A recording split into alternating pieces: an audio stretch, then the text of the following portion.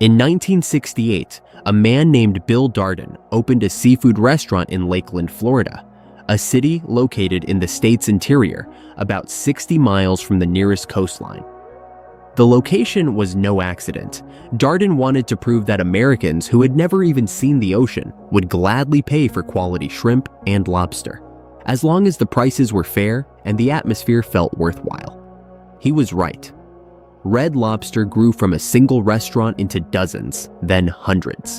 In 1970, General Mills acquired the chain. In 1995, when General Mills spun off its restaurant division into a separate company, Red Lobster became one of the cornerstone brands of Darden Restaurants, the same company that now owns Olive Garden and Longhorn Steakhouse. At its peak in 2012, Red Lobster operated 679 restaurants across the United States and generated approximately $2.6 billion in annual revenue under Darden's ownership. It was the largest casual seafood restaurant chain in America. For 45 years, Red Lobster was exactly what Bill Darden had envisioned: affordable seafood for Americans of every income level, in every town, no matter how far they lived from the ocean. It was a healthy business with tangible assets, a powerful brand, and a loyal customer base. But by 2013, Darden Restaurants was under pressure from activist investors demanding that management unlock shareholder value. Red Lobster had stalled. Profit margins were tightening. The solution that emerged was to sell it, to separate Red Lobster from the rest of the portfolio and let it chart its own course. In May 2014, Darden announced the sale of Red Lobster to Golden Gate Capital, a San Francisco-based private equity firm managing more than $10 billion in assets, for $2.1 billion. What happened over the next 10 years was not the story the media told. And the difference between those two versions is exactly what reveals how companies actually die. The first major decision came almost immediately after the acquisition. In July 2014, Golden Gate Capital sold the real estate beneath approximately 500 Red Lobster restaurants to American Realty Capital Properties in a $1.5 billion sale-leaseback transaction. The mechanism is simple. You sell the property you own, then lease it back so you can continue operating in the exact same location. The cash comes in immediately. The cost lasts forever. The problem wasn't the sale itself. The problem was where that $1.5 billion went. It wasn't reinvested into Red Lobster. It didn't fund restaurant renovations. It didn't pay for employee training. It didn't modernize technology. It didn't finance expansion. Instead, the money went to Golden Gate Capital to finance its own acquisition of Red Lobster. The firm had paid $2.1 billion for the company. Selling the real estate recovered $1.5 billion of that purchase price. In effect, Red Lobster financed its own acquisition and was left paying the bill. The consequences showed up on the balance sheet with mathematical precision. Restaurants that Red Lobster had owned for decades now generated rent obligations. According to the company's bankruptcy filing, annual rent reached approximately $200 million by 2023.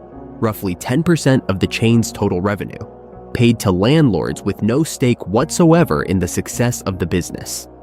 The lease agreements included automatic annual rent increases of 2% and terms lasting as long as 25 years. Worse still, about 1/3 of that $200 million in annual rent was tied to locations that the bankruptcy filing itself classified as underperforming. Restaurants that were losing money but whose lease agreements were effectively impossible to renegotiate. The second major decision was structural in an entirely different way. In 2016, Thai Union Group, a Thai seafood conglomerate generating roughly $4 billion in annual revenue and the owner of brands including Chicken of the Sea and John West Foods, purchased a 25% stake in Red Lobster for $575 million. At that moment, Thai Union became both one of Red Lobster's primary shrimp suppliers and one of its largest shareholders.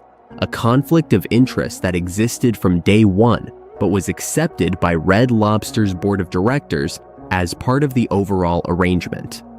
In 2020, Thai Union led a group of investors that purchased Golden Gate Capital's remaining ownership stake, increasing its interest to 49% and becoming Red Lobster's largest shareholder with effective control over the company. What Thai Union explicitly promised when it assumed control was straightforward. It would not interfere with Red Lobster's day-to-day operations, including supply chain decisions. That promise was documented in an internal memorandum titled Seafood Supplier Talking Points, approved by executives from both companies and later obtained by CNN. The promise didn't last. By 2022, Thai Union representatives had taken up positions inside Red Lobster's headquarters in Orlando, occupying leadership roles and directing operational decisions at the world's largest casual seafood restaurant chain. Dozens of veteran Red Lobster executives, people with decades of institutional knowledge about the brand, were either dismissed or resigned in rapid succession. Over a 5-year period, the company went through 5 different CEOs. This wasn't merely leadership instability. It was the systematic destruction of the institutional knowledge that keeps thousands of restaurants operating smoothly. In August 2022, Red Lobster CEO Kelly Valade resigned after only 8 months in the role. Paul Kenny, a co-investor in Red Lobster through Seafood Alliance and the former CEO of Minor Food, one of Asia's largest restaurant operators, was appointed interim CEO. According to lawsuits later filed by Red Lobster's creditors, Kenny made it clear to the company's leadership that he, not the existing executive team, was in charge. Under his supervision, Thai Union steadily consolidated control over Red Lobster's seafood purchasing. By mid-2023, Kenny terminated 2 of Red Lobster's longtime breaded shrimp suppliers, citing a quality review. With those suppliers removed, Thai Union came to control 46% of Red Lobster's entire shrimp business. The exclusivity had been built from the inside out. Then came the decision that would dominate headlines.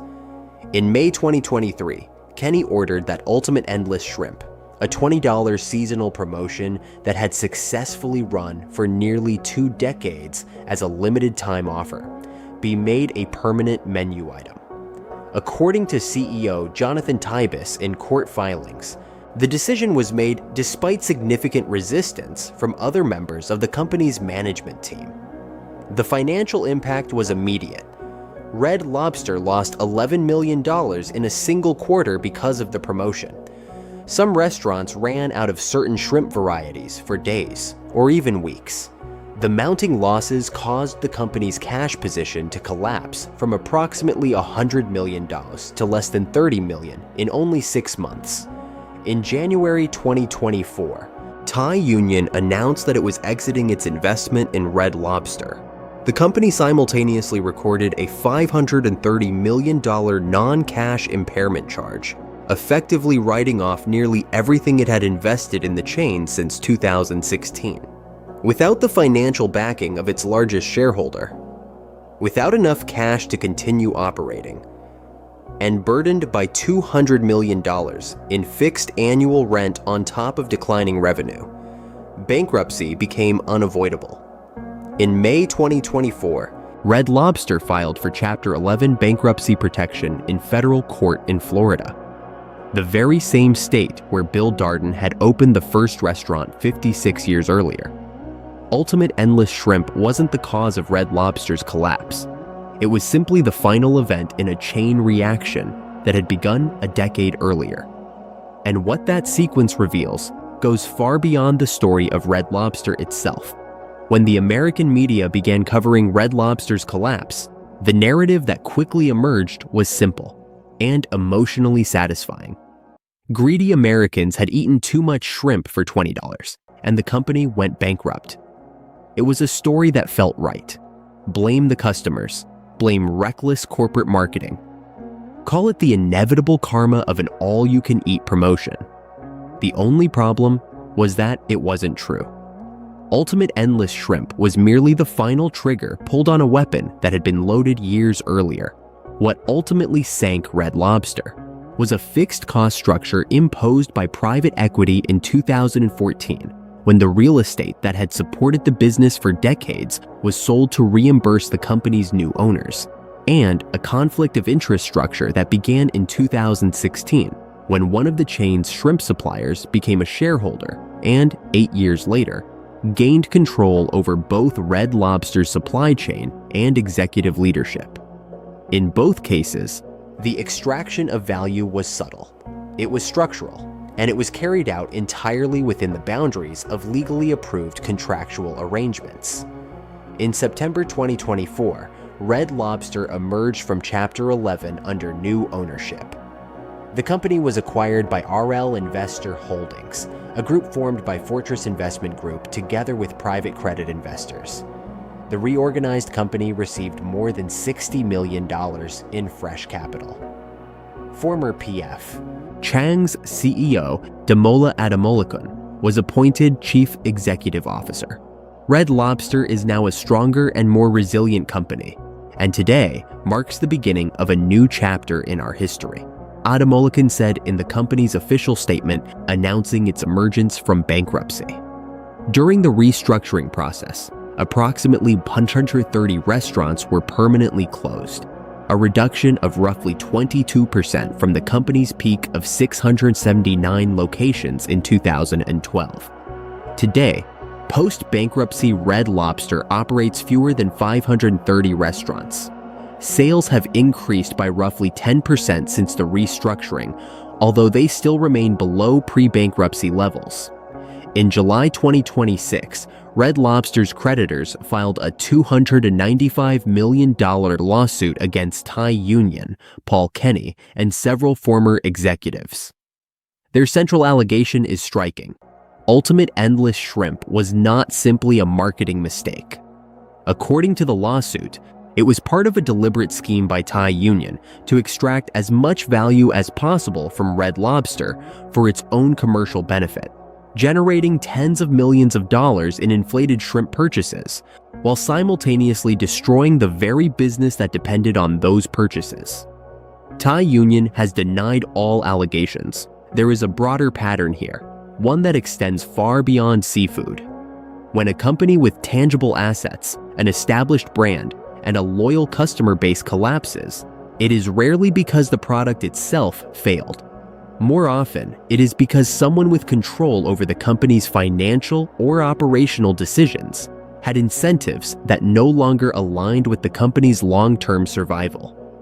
In Red Lobster's case, that happened twice, back-to-back, under two different owners. The first time, the asset being extracted was the company's real estate. The second time, it was the volume of shrimp purchases. In both cases, the mechanism was embedded within legally approved contracts. It was authorized by corporate boards, and it remained completely invisible to the 55,000 employees who continued showing up to work every day while the foundation beneath the company was quietly being removed. Red Lobster wasn't destroyed because customers ate too much shrimp. It was destroyed because its owners made enough money.